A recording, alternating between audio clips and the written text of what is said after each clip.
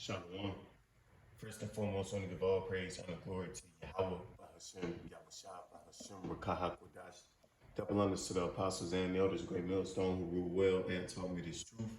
Peace, blessings, salutations, and mercies to the elect and the one-third remnant out there listening and doing this word with all faith and sincerity. I'm just coming back at you with another quick video, Lord willing, it's edifying. And first thing I'm gonna do, I'm gonna get this article and then I'm gonna play this video, portion of this video real quick.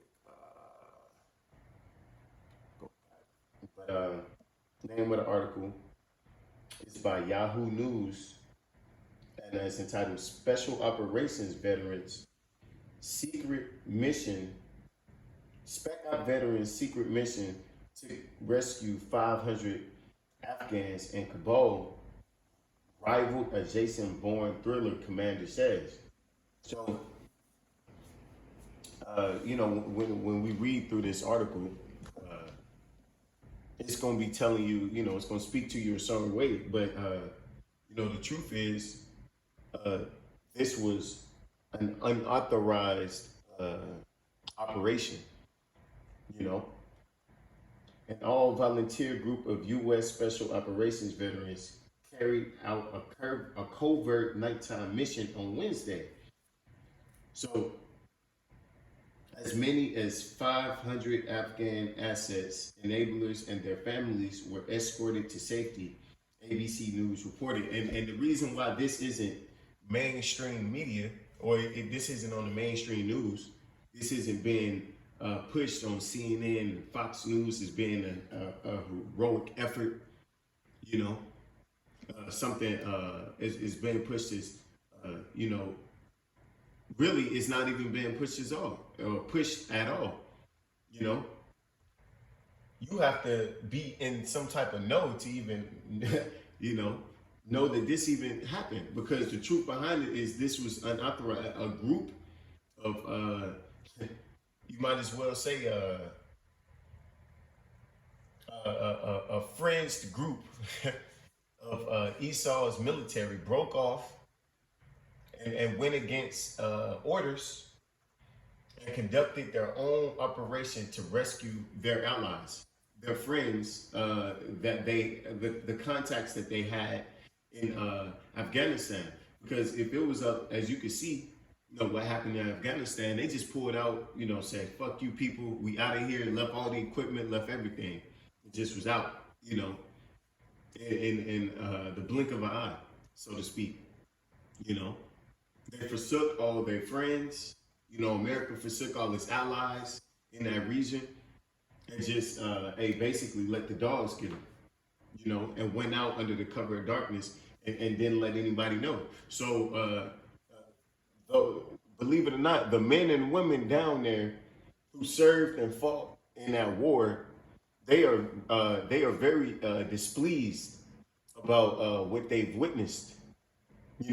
Because a lot of Americans went over there, fought and died for their freedom, or what they would have thought to be their freedom, fighting for a cause, and they've lost some of them family members, some of them body parts, So for them to see that go down, you got to understand that as a patriot of this country, to see that that's a stain, man. That's something. If suicide rates was already high for veterans, you got to be certain that it's gonna go up even more. The mission was modeled on the Harriet Tubman's Underground Railroad.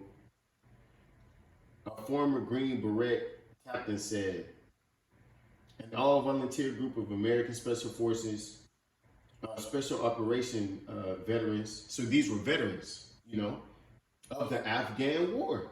Carried out a secret nighttime mission called Pineapple Express to ferry at-risk Afghans and their families to safety, according to the ABC News. See? So they went on their own operation, without orders from anyone basically above them, man. They planned out their own logistics, you know, their own coordinates. They had their own drop zone. All of this they did, you know, by their own accord, man. Showing you that this division in America is deeper than, you know, than a lot than even we could see. Really, this is Mark 3:23, and he called them unto him and said unto them in parables, how can Satan cast out Satan? So you got members of the same military doing different things, man. As far as objective wise, man, they now you have splinter groups. A good movie to watch, you know, because this whole video really was inspired by Salakia. This whole video really was inspired by a video that I seen by the elder Malcolm in Chicago. You know, that's why I got this article from, matter of fact. So shalom to, you know, them brothers out there. But a good movie to watch is that movie Bushwick, man. You know, because that's very well how it could go down, man. You know, because it's different factions. Hey, the military is divided more so than ever, man. You got commanders divided against their corporals and lance corporals and shit, man. And generals and shit, man. It's about to go down, man. And if a kingdom be divided against itself, that kingdom cannot stand. And if a house be divided against itself, that house cannot stand. So, you know, especially if something as important as the military is divided, you know, and eventually it's gonna pour out. You're gonna see the division out on the streets of America, man. Blood's about to spill in the streets, man. People ain't just finna be sitting on their ass too much longer, man. You know, and if Satan rise up against itself, and if Satan rise up against himself and be divided, he cannot stand behind the name, because we're at the end of this man empire, man. They're just it's too much in between them, you know, in between the two sides, where now the only solution is blood, man. You know, and that's globally. This is all around the world. This is happening in every country around the world, man. Division, you know, civil unrest, and pretty soon civil wars, man. You know, I'm gonna play this video. Let's see. The deployment to Sangin in Helmand Province from 2010 to 2011. David Castillo, Zachary Stengel, and Marcus Chischilli were all awarded Purple Hearts for wounds they sustained in combat. We sat down with them to talk about the end of the war. That Sangin deployment is pretty notorious. Why is that? Sangin was the last Taliban stronghold in Afghanistan. They fought tooth and nail to try and save it, and that's why we threw a lot of guys out. All of us walked away with some sort of wound, whether that's mental or physical. What has it been like for you guys watching the war end the way it's ended? The military leadership, the advisors, the president are cowards. Cowards, straight scared to tell them no. Like, you can't tell me that you're gonna leave American allies to fend for themselves. Hey, you must not know the devil, man. This is Proverbs 11:17. The merciful man doeth good to his own soul, but he that is cruel troubleth his own flesh. See, the same soldiers he sent over there to fight in his endless wars, the same bonds and relationships he created to aid him in his endless wars are the same hands he, you know, the same people he just abandoned, man. Left for dead, man. And these, hey, those are strong words. He called the leadership, he called the American leadership cowards. You know? And this is coming from a former service member. You know, and this sentiment is this sentiment is throughout the military, man. It's infested. It's a cesspool of division, man.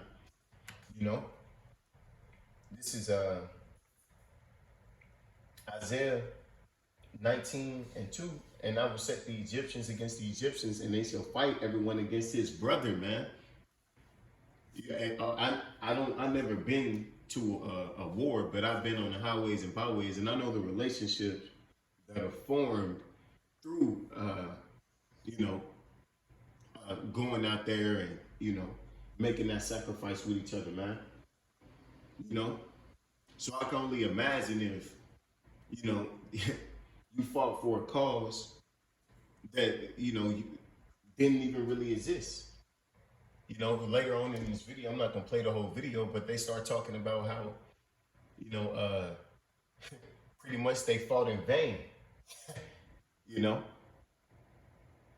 me see if I can find it. Matter of fact, It's totally wrong, and it makes me, as an American, it makes me sad to be an American.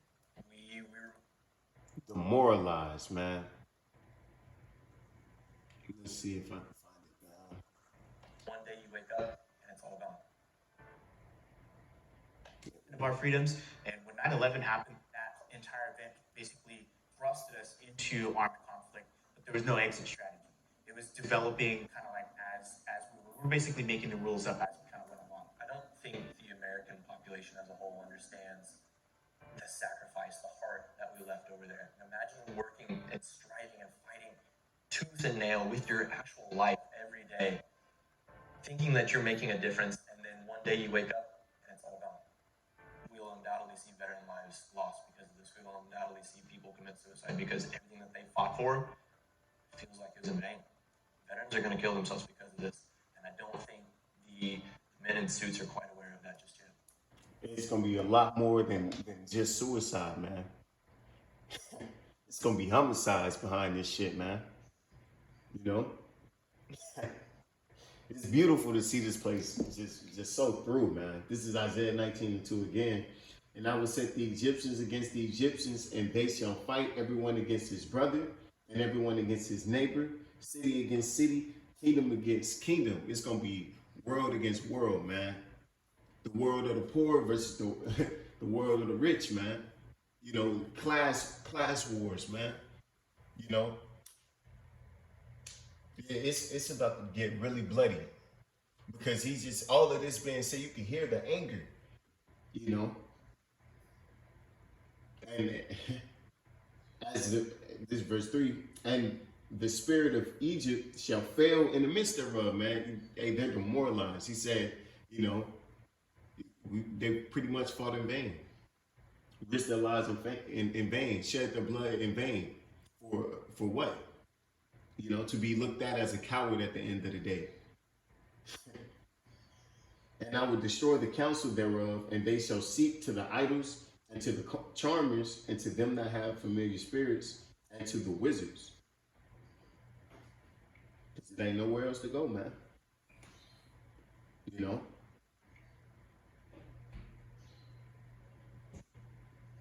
It's Second Ezra 15 and 15. For the sword and the destruction draweth nigh, and one people shall stand up and fight against another, and swords in their hands. Those special forces operatives and these military war veterans, they have a mind of their own, and they now within those military ranks, knowing what just happened, a rogue force pretty much just did their own thing, separated from separated from their fleet or whatever, and did their own thing.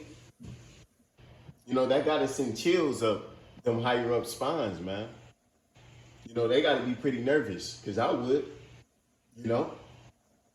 Esau has to make his move quick, because right now it looks like it's all crumbling in his hands, man. So he's about to make that move.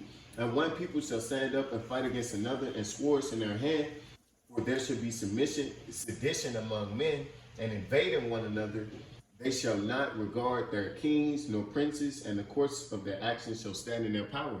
So they gonna use all that knowledge and wisdom that they learned from, the sword himself, and they gonna implement it on each other and on a lot of these politicians and everybody's gonna be, the world is about to go up in flames, man. And with that, we give all praise and glory to Yahweh Shemel Shah, Bashem Rakakodash, Wa Abagabal, and DTA.